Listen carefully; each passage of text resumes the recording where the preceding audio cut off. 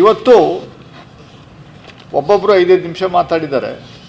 ಪಾಪ ಪರ್ಟಿಕ್ಯುಲರಾಗಿ ಅಶೋಕ್ ಅವರು ಮಾತಾಡುವಾಗ ಅವ್ರು ನೇರವಾಗಿ ಮುಖ್ಯಮಂತ್ರಿಗಳಿಗೆ ಒಂದು ಪ್ರಶ್ನೆಯನ್ನು ಕೇಳಿದರೆ, ₹1 1935ನೇ ಇಸ್ವಿನಲ್ಲಿ ₹1ಗೆ ನಿಂಗ ಅನ್ನೋರು ಕೊಂಡ್ಕೊಂಡ ಜಮೀನು 2004ನೇ ಇಸ್ವಿನಲ್ಲಿ ಸಿದ್ದರಾಮಯ್ಯನವ್ರ ಬಾಮೈದ ಮಲ್ಲಿಕಾರ್ಜುನ ಸ್ವಾಮಿ ಅನ್ನೋರು ₹5 ಲಕ್ಷ ಕೊಟ್ಟು ಅದನ್ನು ರಿಜಿಸ್ಟ್ರೇಷನ್ ಮಾಡ್ಕೊತಾರೆ.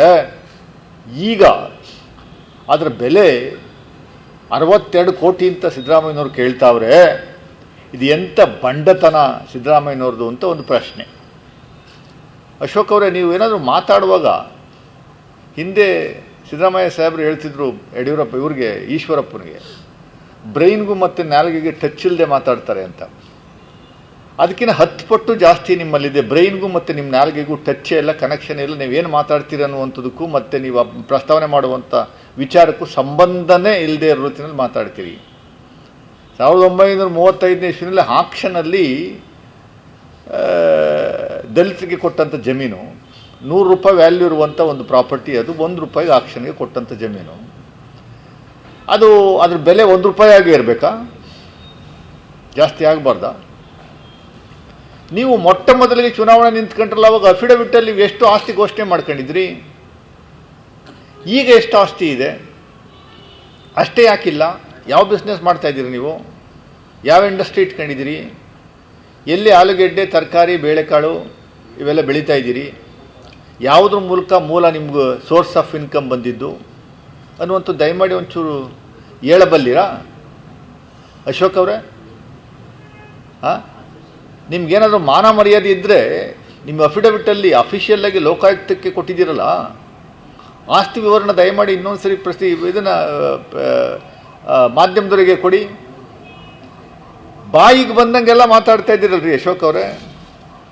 ವಿರೋಧ ಪಕ್ಷ ನಾಯಕನ ಸ್ಥಾನವನ್ನು ಉಳಿಸ್ಕೊಳ್ಳೋಕ್ಕೋಸ್ಕರ ಸಿಂಗಲ್ ಪಾಯಿಂಟ್ ಅಜೆಂಡಾ, ದಿನ ಬೆಳಗ್ಗೆ ಎದ್ದರೆ ಮುಖ್ಯಮಂತ್ರಿಗಳನ್ನು ಮತ್ತು ಡಿ.ಕೆ. ಶಿವಕುಮಾರ್ ಅವ್ರನ್ನ ಬೈಯುವಂಥದ್ದೇ ಒಂದು ಮೇನ್ ಅಜೆಂಡನಾ? ಒಬ್ಬ ವಿರೋಧ ಪಕ್ಷ ನಾಯಕ, ಸಿದ್ದರಾಮಯ್ಯ ಸಾಹೇಬರು 2 ಬಾರಿ ವಿರೋಧ ಪಕ್ಷ ನಾಯಕರಾಗಿದ್ದರು. ಎಫೆಕ್ಟಿವ್ ಆಗಿ ಯಾವ ರೀತಿ ಕೆಲಸ ಮಾಡ್ತಾ ಇದ್ದಾರೋ ಅನ್ನುವಂಥದ್ದು ಇಂದಿನ ಪುಟಗಳನ್ನು ತಿರುಗಿಸಿ ಒಂದ್ಸರಿ ನೋಡ್ರಿ. ನಿಮ್ಗೇನಾದ್ರೂ ಕಿಂಚತ್ತು ವಿರೋಧ ಪಕ್ಷ ನಾಯಕನ ಆ ಸ್ಥಾನಕ್ಕೆ ಗೌರವ ಕೊಡಬೇಕು ಅಂತಂದರೆ ಇಶ್ಯೂ ಬೇಸ್ಡ್, ಜನರಿಗೆ ಅನುಕೂಲ ಆಗುವಂಥ ವಿಚಾರಗಳನ್ನು ಇಲ್ಲಿಯವರೆಗೆ ನಿಮಗೆ ವಿರೋಧ ಪಕ್ಷದ ಪಟ್ಟ ಸಿಕ್ಕಿ ಆಗಲೇ ಆಲ್ಮೋಸ್ಟ್ 7-8 ತಿಂಗಳಾಯಿತು, 6-7 ತಿಂಗಳಾಯಿತು.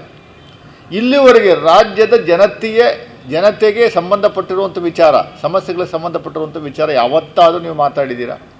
ಯಾವತ್ತಾದ್ರೂ ಇಲ್ಲ ಕೇಂದ್ರದಿಂದ ನಮ್ಮ ರಾಜ್ಯಕ್ಕೆ ಏನು ಅನ್ಯಾಯ ಆಗ್ತಾ ಇದೆ ಅದ್ರ ಬಗ್ಗೆ ಯಾವತ್ತಾದರೂ ಮಾತಾಡಿದ್ದೀರಾ? ನಿರುದ್ಯೋಗದಿಂದ ಯುವಕರು ಪಾಪ ಊರು ಬಿಟ್ಟು ಬೇರೆ ಕಡೆ ಹೋಗ್ತಾ ಇದ್ದಾರೆ, ಬೇರೆ ರಾಜ್ಯಗಳಿಗೆ ಹೋಗ್ತಾ ಇದ್ದಾರೆ, ಬೇರೆ ದೇಶಗಳಿಗೆ ಹೊರಡ್ತಾ ಇದ್ದಾರೆ, ಅದ್ರ ಬಗ್ಗೆ ಯಾವತ್ತಾದರೂ ಮಾತಾಡಿದ್ದೀರಾ? ಬೆಂಗಳೂರು ರೆಪ್ರೆಸೆಂಟ್ ಮಾಡ್ತೀರಿ, ನಿಮ್ಮ ಕ್ಷೇತ್ರದಲ್ಲಿ ಎಷ್ಟು ಇಂಡಸ್ಟ್ರಿಗಳು ತಗೊಂಬಂದಿದ್ದೀರಿ, ಎಷ್ಟು ಜನಗಳಿಗೆ ನೀವು ಕೆಲಸ ಕೊಟ್ಟಿದ್ದೀರಿ ಅನ್ನುವಂಥದ್ರ ಬಗ್ಗೆ ಯಾವತ್ತಾದರೂ ಮಾತಾಡಿದ್ದೀರಾ? ಸುಮ್ಮನೆ ಸುಮ್ಮನೆ 10 ಪ್ರಶ್ನೆ 15 ಪ್ರಶ್ನೆ ಸುಮ್ಮನೆ ಪ್ರಶ್ನೆ ಕೇಳ್ತೀರಿ. ಪ್ರಶ್ನೆ ಅನ್ನುವಂಥದ್ದು ನಿಮ್ಗೆ ಅರ್ಥನೇ ಆಗ್ತಲ್ಲ. ಯಾವ ಸ್ಕೂಲಲ್ಲಿ ಓದಿದ್ರಿ ನೀವು? ಪ್ರಶ್ನೆ ಅಂದ್ರೇನು, ಉತ್ತರ ಅನ್ನುವಂಥದ್ದೇ ಗೊತ್ತಿಲ್ವಲ್ರಿ. ನೀವು ಕೇಳುವಂಥ ಪ್ರಶ್ನೆ ಉತ್ತರವಾಗಿರುತ್ತೆ. ಉತ್ತರನೇ ಪ್ರಶ್ನೆ ಅಂತೀರಿ, ಪ್ರಶ್ನೆನೇ ಉತ್ತರ ಅಂತೀರಿ. ಇದಕ್ಕೆ ಉತ್ತರ ಕೊಡಿ ಅಂತೀರಿ. ನೀವು ಉತ್ತರ ಕೊಟ್ಬಿಟ್ಟು ಇದಕ್ಕೆ ಉತ್ತರ ಕೊಡಿ ಅಂದರೆ ಹೆಂಗೆ? 10 ಪ್ರಶ್ನೆ ಕೇಳಿದ್ದೀರಿ ಮೊನ್ನೆ ಮಾಧ್ಯಮಗಳಲ್ಲಿ, ನಾನು ಗಮನಿಸ್ತೆ. 10ಕ್ಕೂ ನಾನು ಉತ್ತರ ಕೊಡ್ತೀನಿ ಇವಾಗ. ಅದರಲ್ಲಿ ಏನಾದರೂ ಪ್ರಶ್ನೆಗಳು ಹುಟ್ಟಿದೆಯಾ? ಜನಸಾಮಾನ್ಯರಿಗೆ ಸಂಬಂಧಪಟ್ಟಿರುವಂಥದ್ದು ಏಕೈಕ ಉದ್ದೇಶ BJPಯವ್ರದ್ದು ಮತ್ತು JDSನವರು, ಭಾಳ ಪ್ರಮುಖವಾಗಿ ಕುಮಾರಸ್ವಾಮಿಯವರಿಗೆ ನೀವು ಸುಪಾರಿ ಕೊಟ್ಟಿದ್ದೀರಿ. ಡೈಲಿ ದಿನ ಬೆಳಗ್ಗೆ ಎದ್ದು ನೀವು ಇದನ್ನು ಡಿ.ಕೆ. ಶಿವಕುಮಾರ್ ಅವ್ರನ್ನ ಅಟ್ಯಾಕ್ ಮಾಡುವಂಥದ್ದು ಏಕೈಕ ಉದ್ದೇಶ. ರಾಧಾ ಮೋಹನ್ ಅಗರ್ವಾಲ್ ಏನು ಅವರು ಸಂಸದರಿದ್ದಾರೆ, ರಾಜ್ಯಸಭಾ MP ಅಲ್ವ ಸರ್? ರಾಜ್ಯಸಭೆ MP ಇದ್ದಾರೆ. ಅವರು ಬಂದು ಪಾಪ ಹಿಂದಿನಲ್ಲಿ ಭಾಷಣ ಮಾಡಿದ್ರು. ನನಗೆ ಸುಮಾರಾಗಿ ಹಿಂದಿ ಗೊತ್ತು, ಅದನ್ನು ಅರ್ಥ ಮಾಡ್ಕೊಂಡೆ. ಇದು ಎಂಥ ದುರಂತ ಅಂದರೆ, ಅಗರ್ವಾಲ್ ಹೇಳ್ತಾ ಇರುವಂಥದ್ದು ಸುಮ್ಮನೆ ಬುರುಡೆ ಬಿಡುವಂಥ ಒಂದು ಡೋಂಗಿಯ ಹೇಳಿಕೆಗಳು. 4 ವರ್ಷದಲ್ಲಿ ನಿಮ್ಮ BJP ಸರ್ಕಾರ ಇದ್ದಾಗ, ಬೊಮ್ಮಾಯಿ ಮತ್ತು ಯಡಿಯೂರಪ್ಪನವರಿದ್ದಾಗ 4 ವರ್ಷದಲ್ಲಿ ನೀವೇ ಹೇಳಿರುವಂಥದ್ದು, ಯತ್ನಾಳ್ ಹೇಳಿರುವಂಥದ್ದು ಸುಮಾರು 2 ಲಕ್ಷ ಕೋಟಿಯಷ್ಟು ಲೂಟಿ ಮಾಡಿದ್ದೀರಾ. 2 ಲಕ್ಷ ಕೋಟಿ 20-25 ಹಗರಣಗಳಲ್ಲಿ 2 ಲಕ್ಷ ಕೋಟಿಯಷ್ಟು ಲೂಟಿ ಮಾಡಿರೋ ಶ್ರೇಯಸ್ಸು ನಿಮಗೆ ತಲುಪಬೇಕು ಇವತ್ತು.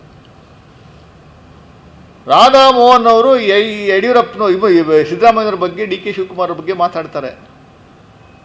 ನಿಮ್ಗೇನಾದರೂ ಇಲ್ಲಿನ ಕಲ್ಚರ್ ಬಗ್ಗೆ, ಇಲ್ಲಿನ ವ್ಯವಸ್ಥೆ ಬಗ್ಗೆ ಯಾರ ಹತ್ರ ತಿಳ್ಕೊಂಡು ಮಾತಾಡುವಂಥದ್ದಲ್ಲ, ನಿಜ ಸಂಗತಿಯನ್ನು ತಿಳ್ಕೊಂಡು ಮಾತಾಡುವಂಥ ಕೆಲಸವನ್ನು ಮಾಡಬೇಕು. ರಾಜ್ಯದ ಉಸ್ತುವಾರಿ ಇದ್ದೀರಿ BJP.